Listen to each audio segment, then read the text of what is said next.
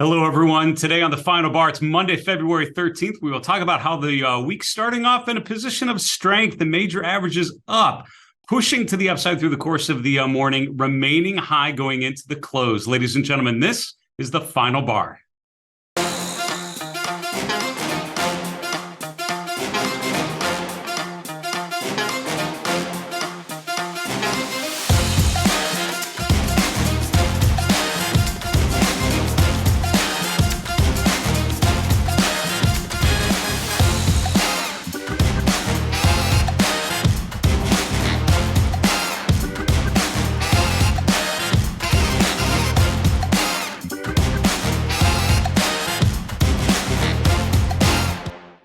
Hey, everyone. Welcome to this Monday edition of the Final Bar. I'm your host, Dave Keller. I'm the Chief Market Strategist here at a cloudy Redmond, Washington. StockCharts.com. It's our pleasure to bring the show to you every day. And we're so thankful that you're wrapping up the day's activity, looking at the charts with us. Some interesting movements through the course of the day. And to be honest with you, strength over weakness is how I would generally describe it, unless you're looking at the energy sector, which managed to pull out a negative while all the other sectors were up in the positive. We're going to look at some individual names today, really focus on some of the breadth conditions that have continued to improve. We're also going to answer a lot of your questions from the Final Bar mailbag later in today's show. Let's get right to our market recap. Let's talk about what happened today and then try to connect that to the big picture of how these markets are evolving over time.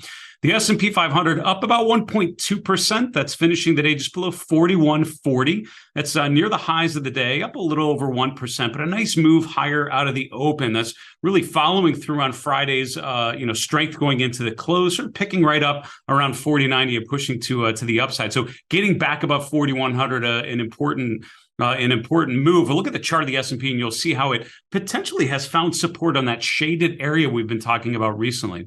The NASDAQ composite up a little more, about 1.5%. Mid caps and small caps all up as well.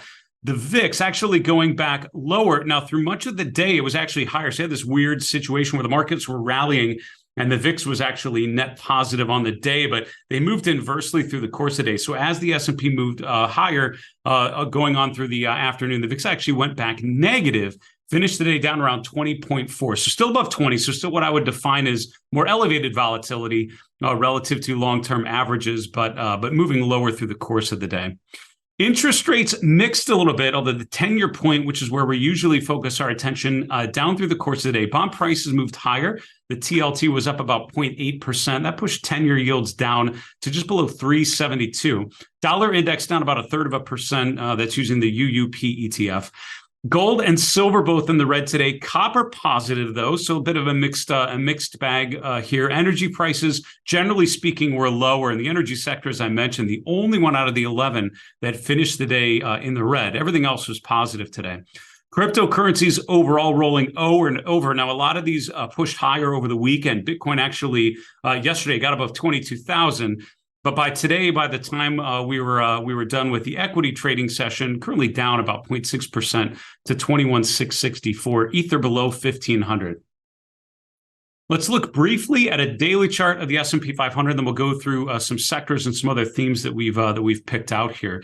So what I love about this show and about the practice of going through a set of charts every day, and I do what's called a morning coffee routine first thing every day, and then at the end of the day, I'm sort of preparing for the show and recapping what's happened and looking at what's moved and starting to think about what patterns we may want to pay attention to going forward. And in that routine, in the practice of going through the same charts every day, often multiple times a day, I keep keying in on this blue shaded area. Now, this encapsulates the 4,000 to 4,100 range on the S&P 500.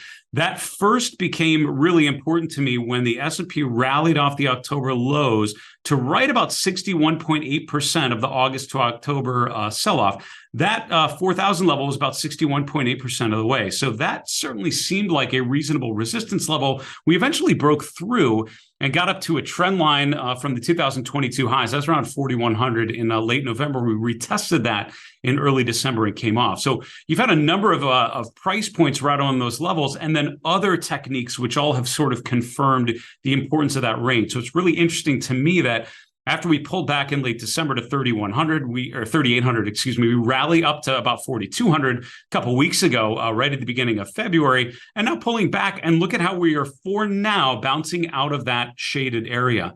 It brings to mind discussions we've had with people like Mark Newton and Katie Stockton, those analysts that we have on the show that focus on what's called the Ichimoku cloud. It's a Japanese traditional form of technical analysis that has a cloud, which is often thought of as support and resistance.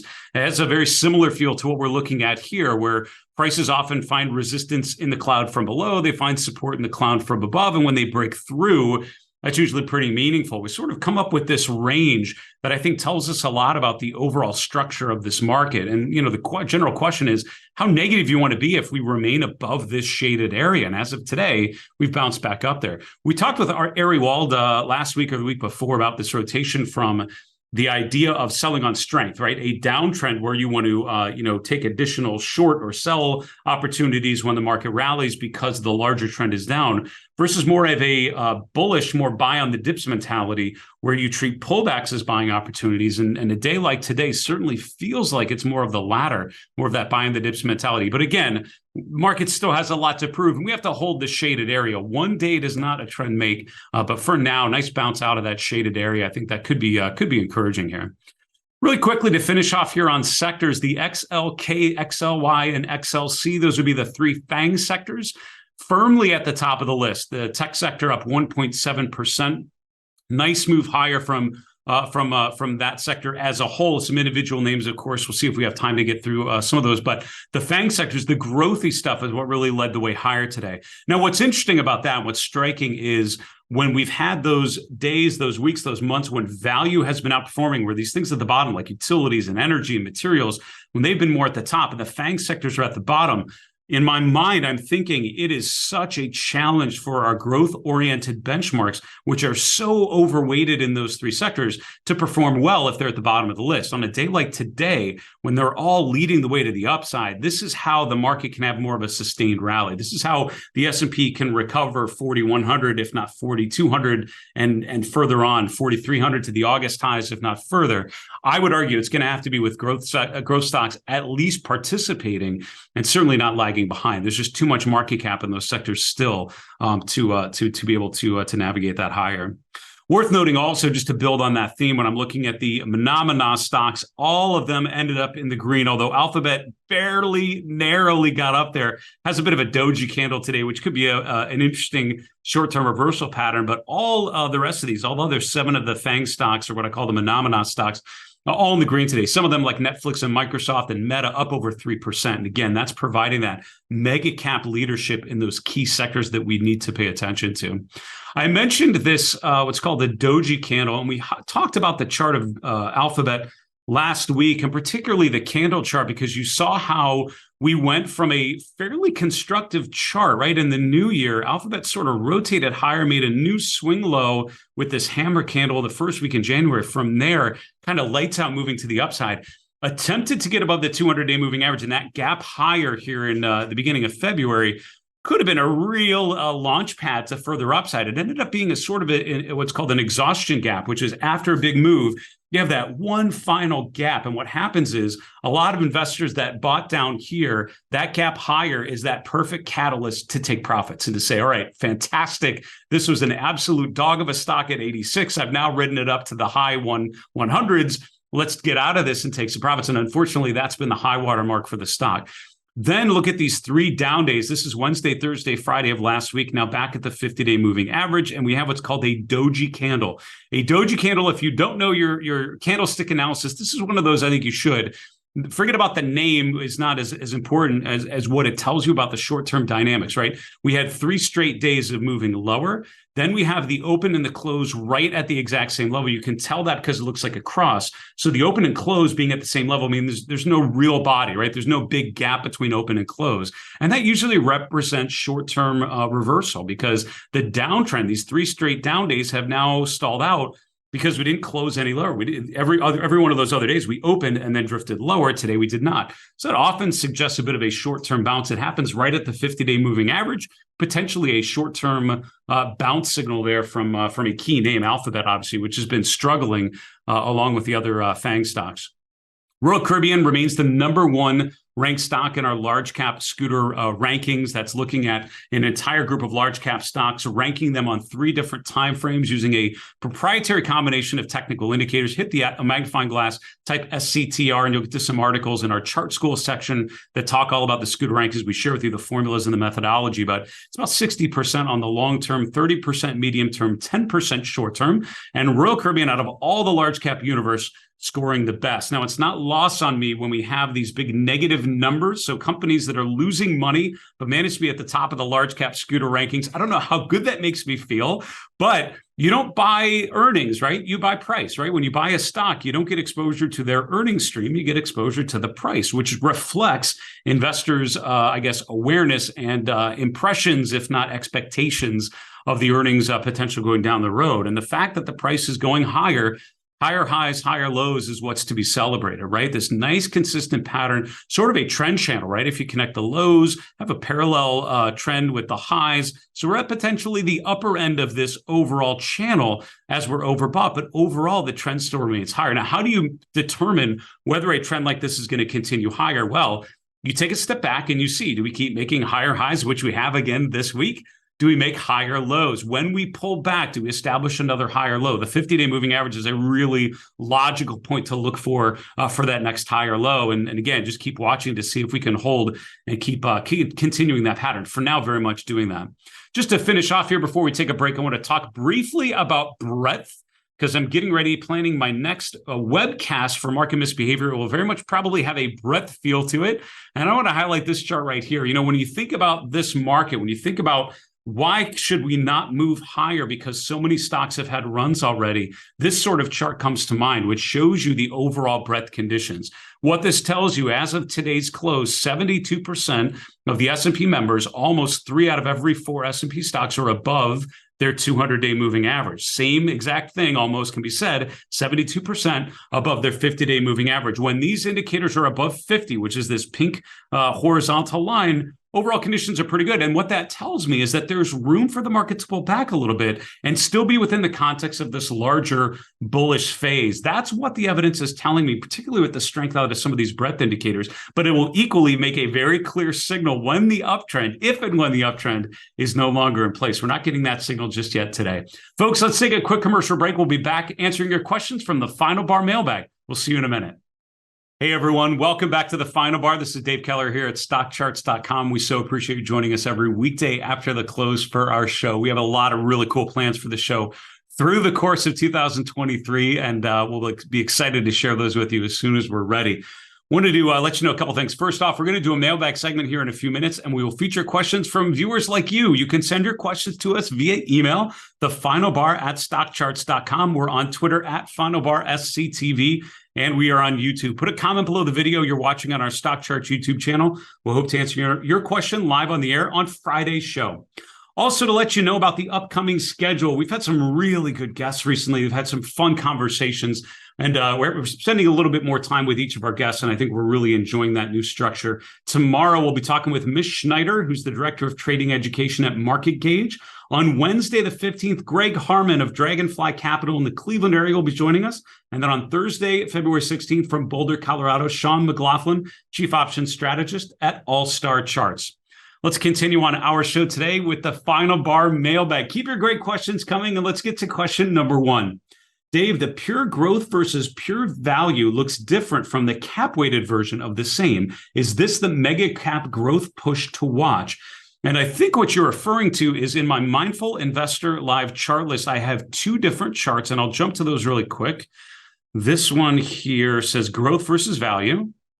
And then the next one below is called pure growth versus value. And I think what you picked up on is certainly at the beginning of the year, you saw the growth versus value, which is this one here, really pushing to the upside, right? Made one or two down days in January, and then from there it sort of ripped to the upside. But the pure growth versus pure value actually spent January in a downtrend and just bounced higher at the beginning of February. So what gives? Why are these different? So it actually isn't equal weighted and cap weighted. It's actually a little something different. Let me explain. So Russell, the Russell company, has a series of indexes, and I will tell you this just from experience as an institutional investor. When I was at a large firm, you spend so much time thinking about data and indexes and weightings and portfolio exposures, way more than I would working with financial advisors or individual investors. Just something that you focus on a lot more. So as a result, we dug a lot into different indexes and different providers and different ETFs, and just thinking structurally what exposure we were getting. So the Russell 1000 growth and Russell 1000 value ETFs are the ones I'm using here. And I like to use ETFs. So the IWF and IWD are what we use. Now, these are based directly off of indexes that are widely quoted in the institutional community. A lot of portfolio managers are actually benchmarked to Russell 1000 growth or Russell 1000 value because it's a good large cap growth or value oriented benchmark. But here's the thing. These are not exclusive. They're not mutually exclusive, meaning there are some stocks that are actually classified as both growth and value. And the example we always used to talk about was Microsoft. Now, it's been a couple of years since I've been looking that deeply at these, so I can't tell you for sure whether that's one of those. Maybe I'll make a note to dive a little deeper into it. But I know there were a group of stocks kind of like Microsoft that were established enough to be considered value names where you could think about their earnings trajectory as they're more mature companies, but they're also still in a growth sector and still very much in growth mode with cloud computing and everything else. And so they're actually double counted. So certain stocks are in both of those indexes. So they actually created these pure growth and pure value indexes as a way to try to adjust for that. So this only looks at stocks that are not classified in both, the ones that are just exclusively listed as growth and exclusively listed as value. So you're kind of looking at the barbells, right? You're eliminating the stuff in the middle that's kind of double counted, and you're looking at the ones that are sort of independently growth or value. So arguably, this group of ETFs, and that's the RPG and RPV, are a better sense of pure growth versus pure value plays. And the reason is, again, because these indexes actually double count some of the stocks. But if you think about it, what the ratio should do is not meaningfully different because you're sort of counting things in two different places. So the numerator and denominator are a little bit different. The idea of these are the same. I look at both of them because I have found sometimes, just based on the dynamics of the individual stocks in there, these ratios will be different. For me, I think what's most important is this look here, which is the growth over value, and just the story of growth underperforming value pretty much through the entire year of 2022, and that completely changing so far in 2023. Those are the indexes and the ratio that, for me, tell an important story to pay attention to. But that's the reason why those indexes actually can look a little bit different, and usually not a ton different, but sometimes certainly can diverge. And thanks for that question. Next question. The S&P is making higher highs and the McClellan Oscillator is going down recently. How important is that divergence? We're staying here in the Mindful Investor Live chart list because I have this one here, which is a chart that I featured on my YouTube channel last week or the week before, really focused on this chart. And I created this sort of color coding just to show how the McClellan Oscillator being above zero tends to mean a bullish tape, and the McClellan Oscillator being below zero is a bearish tape. And you can just see simply on the color coding how beautifully that illustrates the up and down trends over that sort of medium-term time frame for the S&P. Now, what the McClellan Oscillator is actually doing is it's looking at advanced decline data, but it's smoothing it out by using exponential moving averages. And what Sherman and Mary McClellan did was take advanced decline data, which is more linear, and turn it into an oscillator, something more like RSI.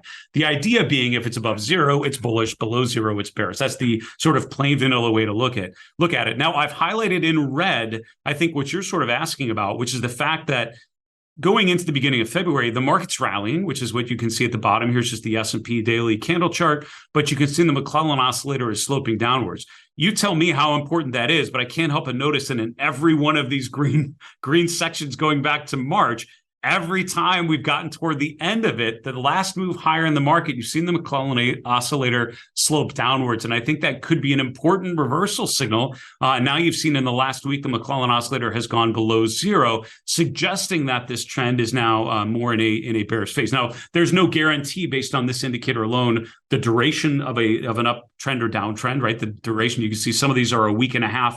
Other ones are a month and a half, but it does tell you that's what the breadth conditions are leaning. So at this point, leaning negative. So, when I'm thinking of this market as a whole, I'm encouraged by the fact that prices are going higher, generally speaking. Advanced decline data overall supportive and going upwards, but things that concern me would be something like the McClellan Oscillator going back below zero, the bullish percent index getting back below 70 for both the S&P and the NASDAQ 100.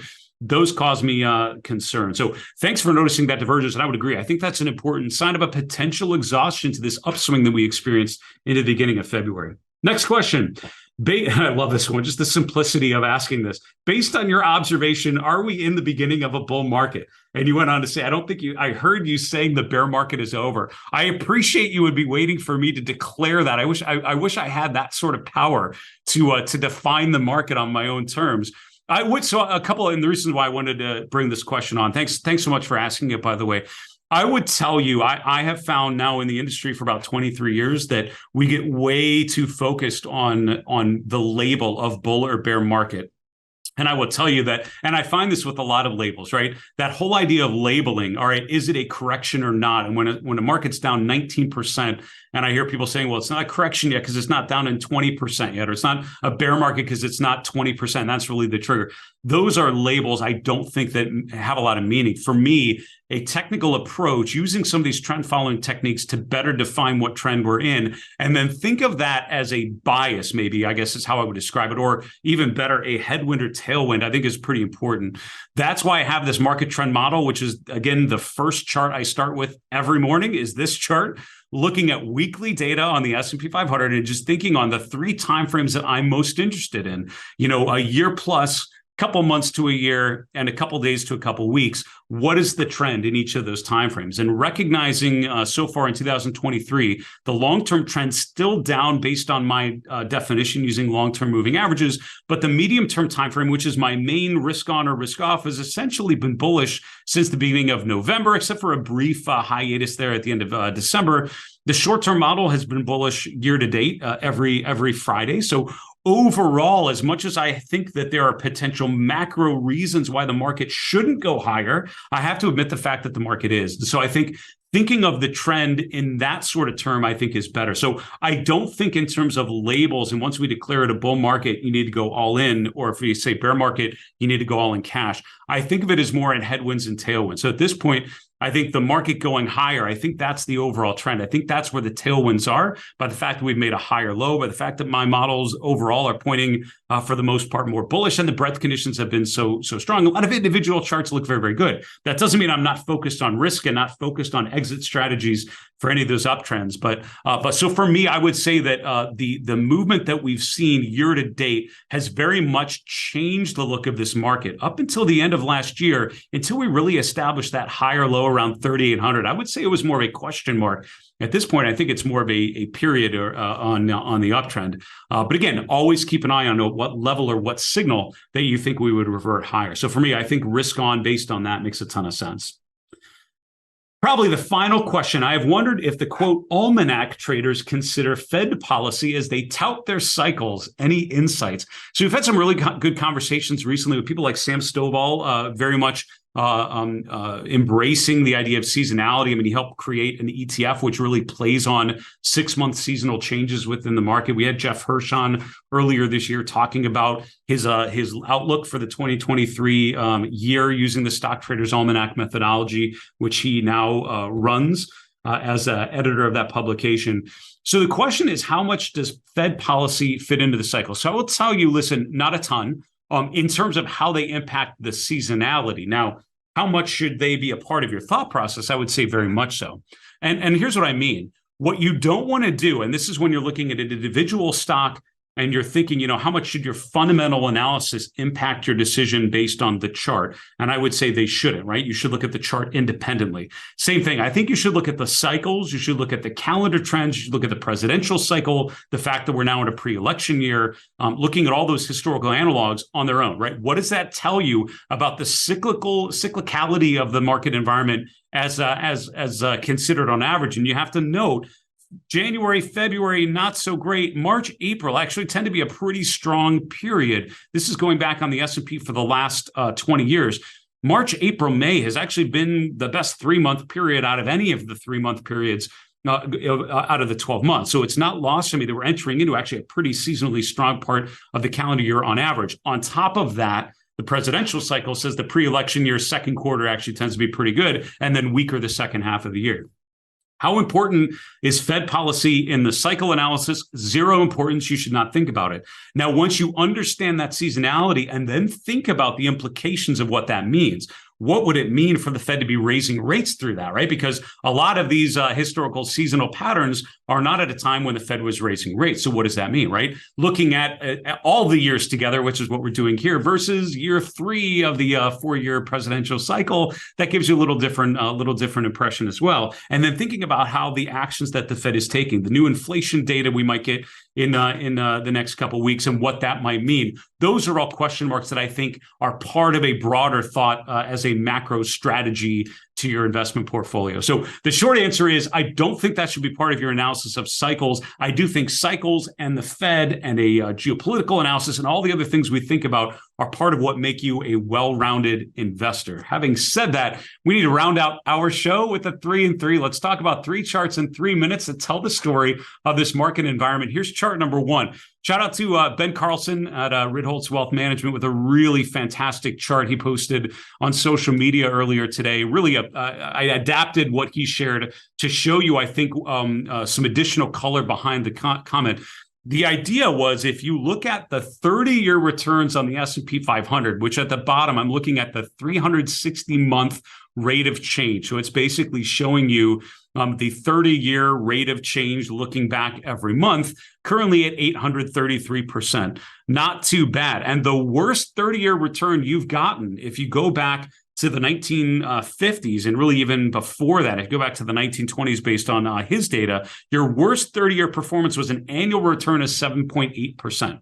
And that's with horrible drawdowns, the 70s, the 2000s, the 50s, all of those different things. At the end of the day, equities have still been a long-term uptrend. Now, the way you get to that is this. Here's the chart of the S&P 500. You can see it, generally speaking, goes from lower left to upper right. Stocks over time tend to go up. That's one of the great beauties of our economic system and of equities as a risk asset over time. We often think of equities on the 1-year time frame or less. This is the 12-month rate of change. You can see it fluctuates around the 0 level. So there are plenty of years where you have a down year. There are plenty of 12-month periods where you've been struggling. But if you build that out to 10 years, which you can do here with the 120-month rate of change, you can see we're very rarely below 0, only during the secular bear market phases like 2009, 1974. You go to 20-year returns, you're really never below 0%. And when you get to 30-year returns, you're often pretty decent, right? The long-term returns are there. So if your investment horizon is long enough, equities tend to work. We tend to get really caught up in the shorter-term time frame. Remember, it's a long game with long-term potential. Chart number 2, great comparison between home builders on the top, the ITB, and Royal Caribbean, RCL on the bottom. I'm charting both of these because I found they both had a parallel channel, right? An uptrend of higher highs and higher lows, and you can draw parallel lines that really capture the peaks and the valleys over the last 3-4 months in the case of home builders, in the last 6-7 months in the form of Royal Caribbean. Here's the difference. Look at how home builders now in the lower end of that channel going into last weekend, and then rotating back to the upper end of the channel versus Royal Caribbean, which is a little bit overextended right at the upper end of the channel. If you believe that the long-term trends in these is more meaningful, I would argue you in general want to get more into these types of names that have pulled back at the lower end of the channel versus buying these things that are more extended. That's a great way to think about more established uptrends and see if you're getting in at a more optimal level. Finally, I was asked years ago, and someone made a comment, how bearish do you want to be when Apple is in an uptrend? And I couldn't help but notice as I was reviewing the S&P 500 charts over the weekend, both Microsoft and Apple in the month of February started it off by gapping above their 200-day moving average and remaining in a position of strength. How bearish do you want to be on our growth-oriented benchmarks when Microsoft and Apple appear to be going higher? Folks, that is a wrap for the show. Thanks so much for joining us every weekday after the close. Thanks so much for the great questions we can feature in our mailbag. All of our previous interviews are at StockChartsTV.com. For StockCharts.com in Redmond, Washington, I'm Dave Keller. Be well, stay safe. We'll see you tomorrow.